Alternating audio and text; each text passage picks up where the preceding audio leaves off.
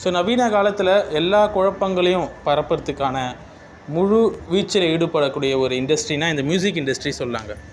இந்த music industry மானக்கேடான விஷயங்கள், பாவமான விஷயங்கள், ஹராமான விஷயங்கள் இது எல்லாத்தையுமே சாதாரணமாக ஆக்கிடும். ஸோ இன்றைய பாடல்கள் பார்த்தீங்கன்னா பெரும்பாலும் அந்த காலத்துலேயாச்சும் கொஞ்சம் டீசெண்டாக இருக்கும் பாடல்கள். இந்த காலத்தில் ரொம்ப மோசமாக பாலியல் விஷயங்களை ப்ரொமோட் பண்ணுறது, ஆடம்பரமான வாழ்க்கைகள், இது போன்ற விஷயந்தான் வெற்றிக்கான வழி என்று சொல்வது, காம உணர்வுகளை தூண்டக்கூடிய காட்சிகள், பாடல்கள், இதுதான் இன்றைக்கி பாடல்களாக இருக்குது. இதுதான் ரொம்ப ஹிட் ஆகுது, வைரல் ஆகுது. இதனால் ஹராமான பழக்க வழக்கங்கள் கூட நார்மல் போல் காட்டப்படுது. ஸோ இளைஞர்கள் என்ன செய்கிறாங்க, இந்த ஹயா என்று சொல்லக்கூடிய இந்த வெக்க உணர்வை இழந்து விடுகிறார்கள். ஏன்னா திரும்ப திரும்ப அதை கேட்க கேட்க கேட்க அது ஒரு சாதாரணமாக ஆகிடும், அந்த பாவம் கூட. ஸோ இதனால் ஃபித்னாக்கள் மலிந்து கிடக்கின்றன. இன்றைக்கக்கூடிய பாடல் கருத்துக்கள் எல்லாம் பார்த்திங்கன்னா, திருமணம் என்பது சுமையாகவும், குடும்ப உறவுகள் ஒரு விளையாட்டு போலவும், பழி வாங்கிறது தான் சரியான ஒரு பண்பு போலவும், மது, போதை, விபச்சாரம், வன்முறை இது எல்லாமே ஸ்டைல் ஃப்ரீடம் என்ற பெயரில் என்ன செய்யப்படுது, பெருமைப்படுத்தப்படுது, நார்மலைஸ் ஆக்கப்படுது. பாவம் பெருமையாக மாறிடுச்சு. இதனால் என்ன செய்கிறாங்க என்றால், குரான் கேட்கறதுக்கு சலிப்படையுது, துவா செய்கிறதுக்கு மனசு கிடையாது, தொழுகையில் கவனம் கிடையாது. ஏன் இன்னும் சில பேர் தொழுகையில் கூட பாடல் வரிகள் தான் ஞாபகம் வருதுன்னு சொல்கிறாங்க. எல்லாம் பாதுகாக்கணும். இசை இதயத்தை கடினமாக ஆக்கும், உள்ளத்தில் நிஃபாக் தன்மையை, நயவஞ்சக தன்மையை அதிகரிக்கும் என்ற ஹதீஸ்கள் இருக்குது. ஒரு பக்கம் கல்ச்சுரல் காலனைசேஷன், கலாச்சார காலனித்துவம் கூட ப்ரொமோட் பண்ணப்படுது. மியூசிக் இண்டஸ்ட்ரியில் எப்படி உடை அணியணும், எப்படி பேசணும், எப்படி காதலிக்க வேண்டும், இதெல்லாம் மேற்கத்திய வாழ்க்கை முறையை திணிக்கிறாங்க பாடல்கள் மூலியமாக. உண்மையை மறைச்சி தவறை அழகாக காட்டுவது, சரியான விஷயத்தை தவறாக காட்டுவது, இதுதான் மியூசிக் இண்டஸ்ட்ரியோடைய இப்போ இருக்கக்கூடிய ட்ரெண்டாக இருக்குது. ஹராம் ஹலால் மாரி காட்டுறது, பாவத்தை கலாச்சாரம் போல் காட்டுவது, வழி தவறலை சுதந்திரம் போல் காட்டுவது, காதலுக்கு கண்ணிலே என்பது, இது போன்ற விஷயங்கள். ஸோ இசை என்பது ஷைத்தானுடைய குர்ஆன் என்று சலஃபுகள் சொல்லியிருக்கிறாங்க. அல்லாஹுடைய குர்ஆனை கேட்பதுக்கு பதிலாக இசையை கேட்குறது தான் நிறைய பேர் விரும்புகிறாங்க. இசையில் பாடல் வரிகளை மனப்பாடமாக்கி வச்சுருக்காங்க. ஆனால் குர்ஆனுடைய ஜுஸ் அம்மா அவர்களுக்கு மனப்பாடம் இல்லை, சின்ன சின்ன சூறாக்கள் கூட மனப்பாடம் இல்லை. ஸோ இசை என்பது ஒரு சத்தம் மட்டும் கிடையாதுங்க, அது ஒரு சிந்தனையை விதைக்குது. தவறான சிந்தனைகளை மனுஷன் மூளையில் விதைக்குது, உள்ளத்தில் விதைக்குது. அது நல்ல விதையா கெட்ட விதையா என்று கேட்டால் பெரும்பாலும் 99% விஷ விதையை தான் அது விதைக்கிறது. இப்போ நம்ம 2025 வந்த மிக பிரபலமான வைரலான 5 பாடல்களும், அதில் இருக்கக்கூடிய குஃப்ரான ஷிர்கான வரிகளும், பாவத்தை போற்றக்கூடிய வரிகளும் என்னென்னன்றது நம்ம பார்க்க போகிறோம். ஏன்னா இதைத்தான் இளைஞர்கள் முணுமுணுத்துட்ருக்குறாங்க. சில முஸ்லீம் சமூகங்களையும் இது பாதிக்குது. ரீல்ஸ் போடுற அளவுக்கு போயிடுறாங்க இந்த பாடல்களை வச்சு. என்னடா முணுமுணுக்கிறாங்க, திக்ர் செய்கிறாங்களான்னு பார்த்தா பாடல் வரிகள் தான் அவங்க திரும்பி திரும்பி பேசிகிட்டு இருக்கிறாங்க. அதில் அவங்களுக்கு குஃப்ரு ஷிர்கு இதெல்லாம் வர்றதும் தெரியல. அதை அனிச்சை செயலாக அது மாறிவிட்டது. ஸோ கோல்டன் ஸ்பேரோ என்று சொல்லக்கூடிய பாட்டு நீக்கு என்ற படத்திலிருந்து, இதனுடைய கருத்தில் பார்த்திங்கன்னா, நீங்கள் இல்லாமல் எனக்கு வாழ்க்கை கிடையாது, நீ தான் சந்தோஷம், உலகம், உன்னால் தான் உயிரோடு இருக்கேன், இந்த வரிகள்லாம் திரும்ப திரும்ப முணுமுணுக்கப்படுது இல்லையா, வைரலான சாங்ஸ் என்பதனால. ஸோ பாவத்தை இது ப்ரொமோட் பண்ணுது. மனிதனை அல்லாஹ்க்கு உரிய அளவுக்கு மீறி உயர்த்தி பேசுது இந்த வரிகள். ஸோ அல்லாஹ்வை தவிர மற்ற எதையுமே நம்ம இறை நிலைக்கு உயர்த்தக்கூடாது.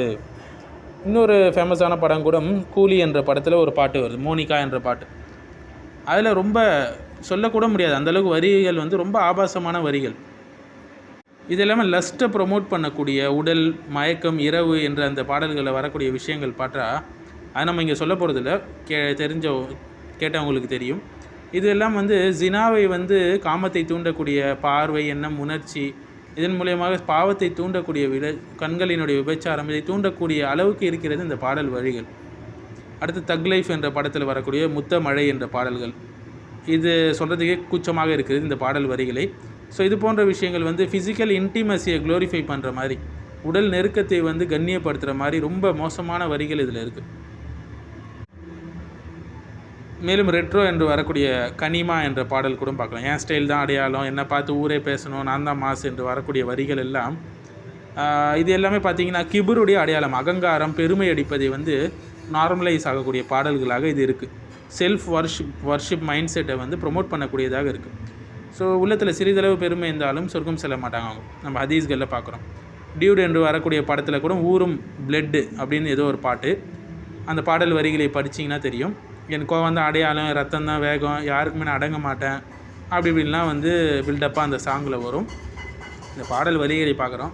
ஸோ வந்து வயலன்ஸு, அரகன்ஸு, கோபம், ரத்தம், அடங்க மாட்டேன், இது எல்லாமே வந்து அகங்காரம், வன்முறையை வந்து ரொமான்டிசைஸ் பண்ணுற விதத்தில், ப்ரொமோட் பண்ணுற விதத்தில் இந்த பாடல் வரிகள் இருக்குது. ஸோ அகங்காரமாக இருப்பவர்களே அல்லாஹ் விரும்ப மாட்டான்.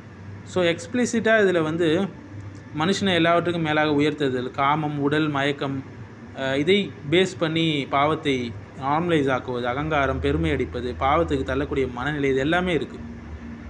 ஸோ முஸ்லீம் வீடுகளில் கூட டிவியில் இந்த பாட்டு தான் சத்தமாக வச்சு கேட்கப்படுது இல்லைங்களா. கோட் என்று சொல்லக்கூடிய படத்தில் கூட தன்னை அல்டிமேட் கிரேட்டாக காட்டக்கூடிய பாடல் வரிகள் எவ்வளோ இருக்குது. ஸோ அல்டிமேட் அப்சல்யூட் கிரேட்னஸ் இறைவனுக்கு மட்டும்தான், வேறு யாருக்கும் கிடையாது இல்லைங்களா. அடுத்து வந்து